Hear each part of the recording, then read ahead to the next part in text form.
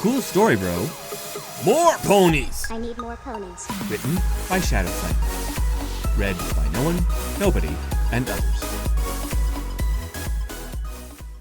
Chapter 2. Where Acquaintances Met. The next morning, I found myself on a bus filled with about 20 other kids, plus all their luggage and crap shoved either at the back of the bus or at everybody's feet. Yeah, not exactly comfortable, but I doubted it was any better in the other bus. Behind our bus was another, just like it, packed in the same way with teenagers and possessions alike. Oh, and we can't forget about the teachers either. 2 of them in each bus. They sat at the front near the driver, doing whatever they could to block out their noisy students. I sat alone on my bench, just duking the ride out with my 3DS in hand. Yeah, that's right, you're never too old for Pokemon. However, don't peg me as an introvert or antisocial. Well, that might be slightly true. I was just passing the time this way because there really wasn't anyone I wanted to talk to. Nobody bothered to share a bench with me. Not that I'm complaining about that one. It definitely gave me some room to lounge. But there was also the fact I didn't really know anybody else on this bus, besides the teachers. I took a look up from my game and glanced around the noisy bus. There were a few, like me, who kept more to themselves, or with their friends they decided to come with. However, it was easy to spot the groups of friends. The more extroverted kids who were juggling about 20 different people daily in their routines. They were mostly the source of the noise on the bus, and whenever I heard or saw them, I had to wonder whether or not they came on this trip to see the capital or escape home for a week. Shrugging, I paid them no mind. Everyone came for their own reasons, and so did I. So why not let them enjoy their trip while I enjoyed mine? I turned my focus back towards my game. That is, until I heard someone hiss across the aisle between benches. Why not? The voice, a girl's, whispered, just barely audible to me through the noise. He's right there, so why not talk to him? I glanced at the next bench over out of the corner of my eye. Across the aisle sat 2 teenagers, a guy and a girl, both about a year younger than me. The guy sat at the edge of the bench, but he seemed visibly uncomfortable about it. Or maybe that was because of the subject they were talking about. Wait, were they talking about me? The guy had straight brown hair, which flopped down a few inches around his scalp, as if he never bothered to do anything with his hair besides wash it. He wore a simple pair of khaki shorts, with a t-shirt and tennis shoes.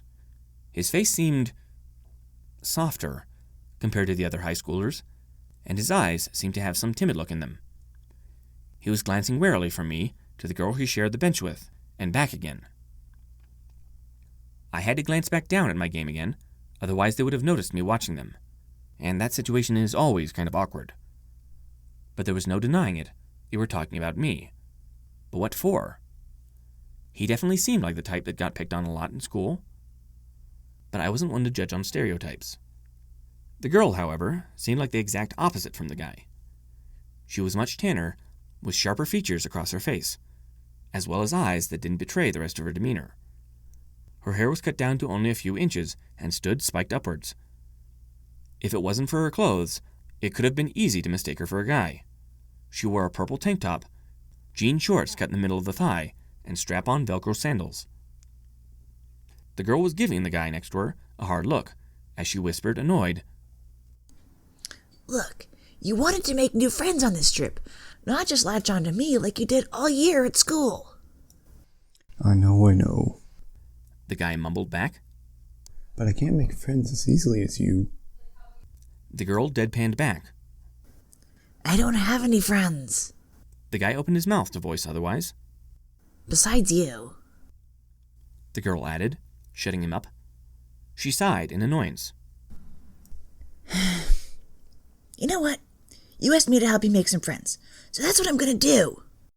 Suddenly, she lifted one leg up onto the seat and proceeded to less than gently shove the guy off the bench and sprawled into the aisle with a yelp.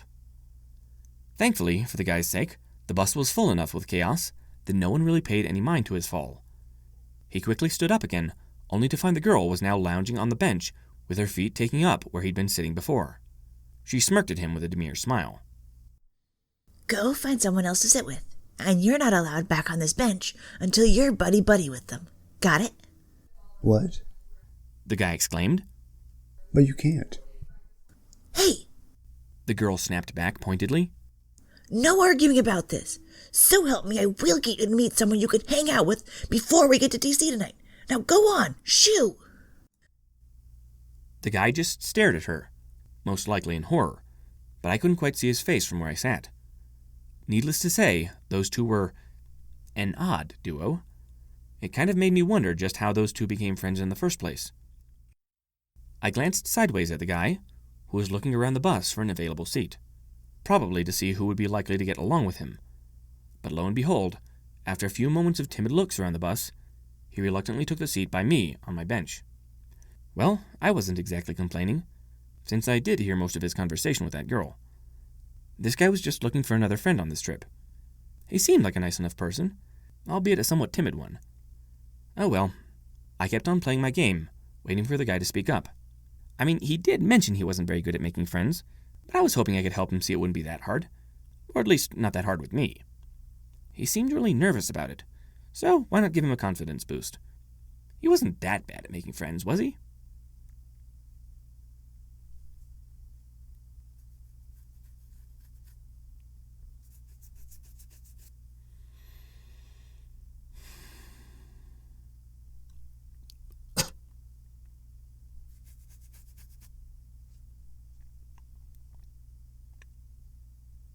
Okay, I take that back. After about a full minute of full silence between me and him, he still hadn't said a word. Out of the corner of my eye, I could see him sitting quietly, his hand scratching his other arm idly, and his eyes glancing back and forth between my 3DS screen and the back of the bench in front of us. The longer I waited for him to speak with no avail, the more awkward I started to feel.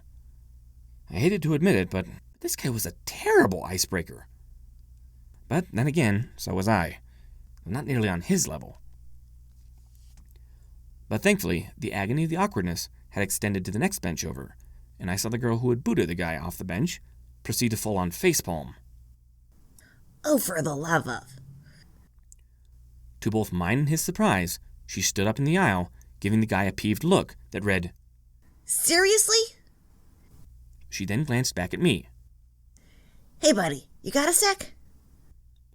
I blinked in surprise, closing my game and stowing the console in my backpack under my seat. Sure?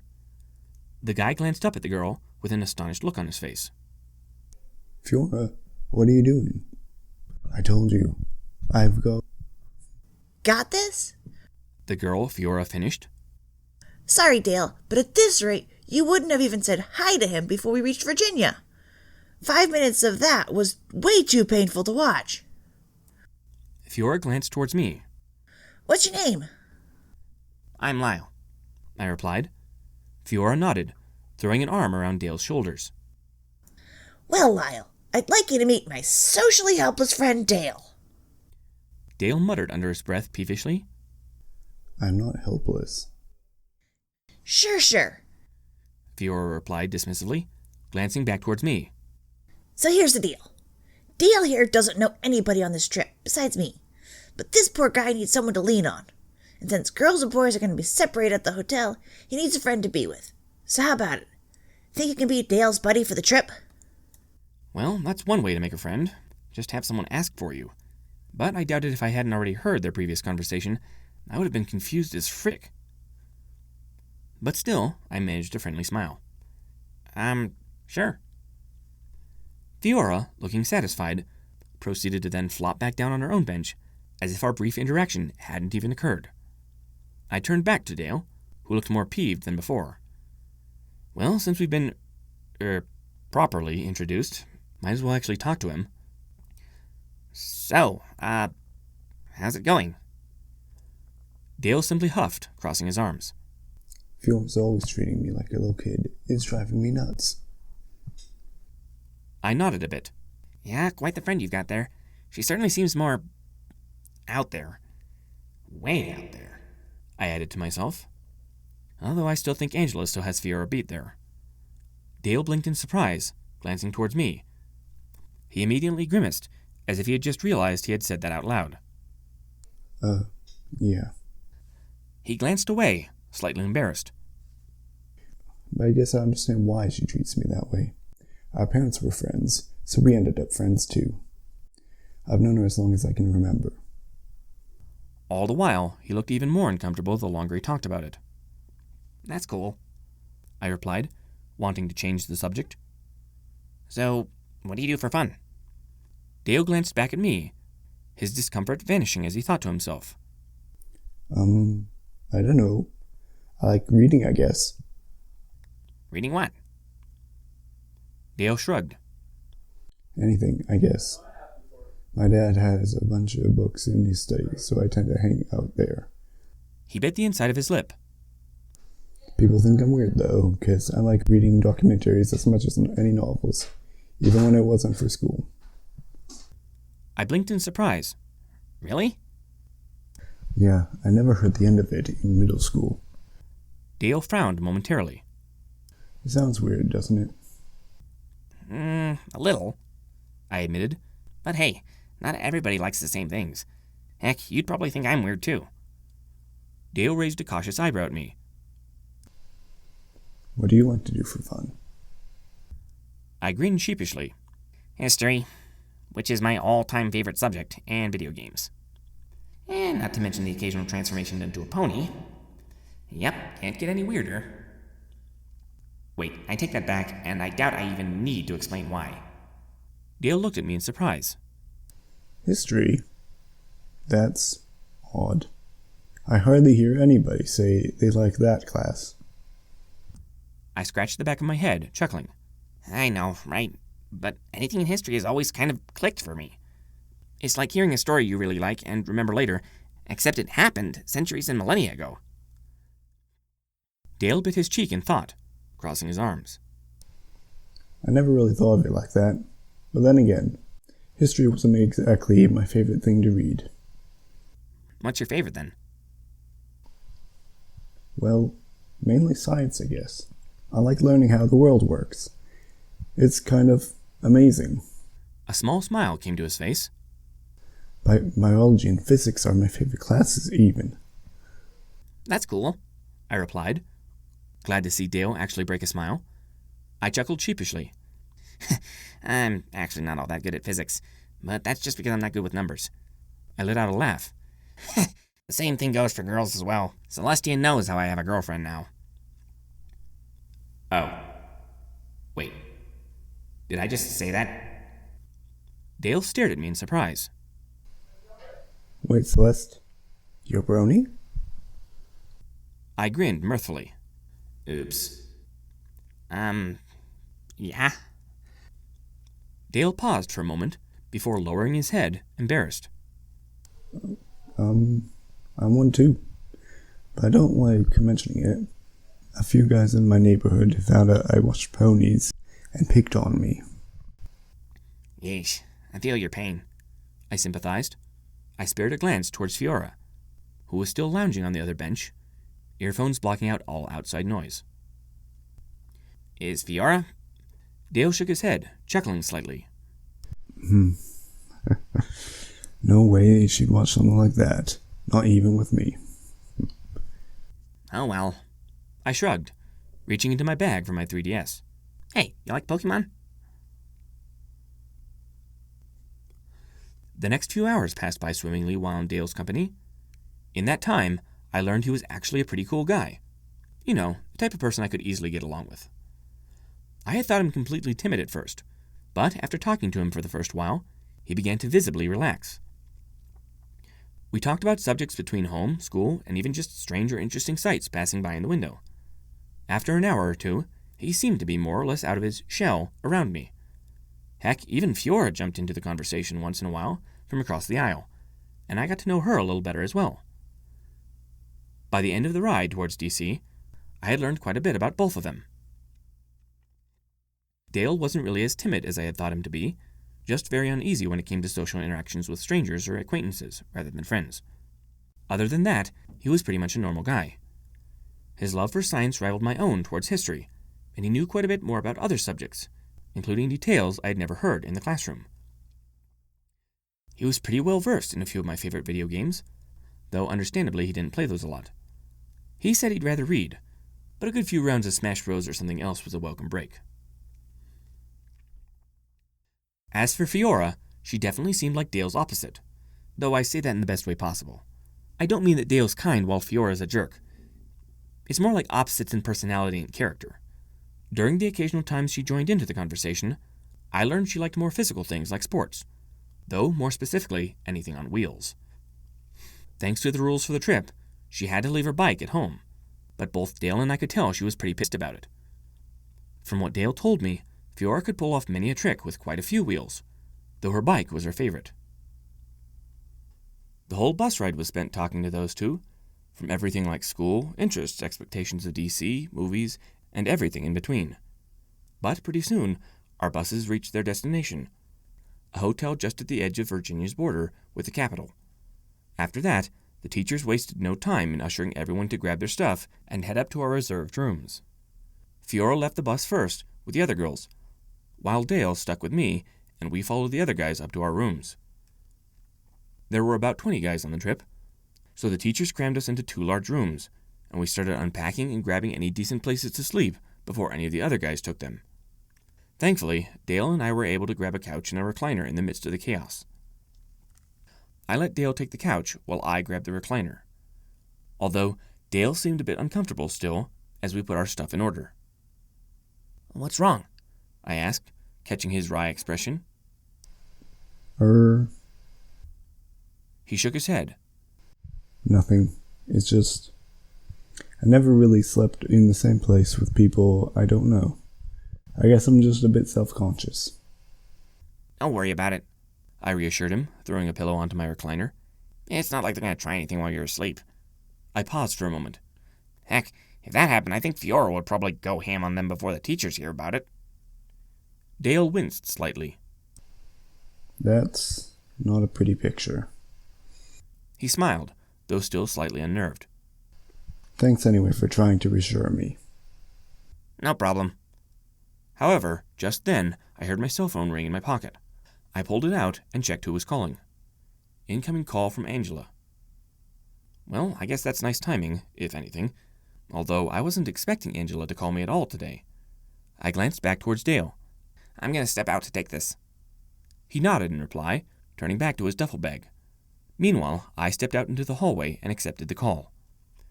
I put the phone to my ear, seeing there was no one else in the hall at the moment. Hello? Angela's voice resounded through the phone. Hey, Alanky, how was the drive? You're in D.C. now, aren't you? No, not yet. The hotel we're at is just outside the district. I then asked with a bit of curiosity. Any reason you're calling me this late? You know I can't do any of your experiments out here. Don't even dare aiming that circle at me while I'm literally surrounded by these guys. Angela laughed on the other end. No, I wasn't going to do anything like that. But I do have a reason for calling you. You're going to a bunch of museums and historilish places, right? That's not even a real word, Angela. I deadpanned. But yeah, last I heard, the plan for tomorrow, we were going to be at the Smithsonian Museum all day. Great.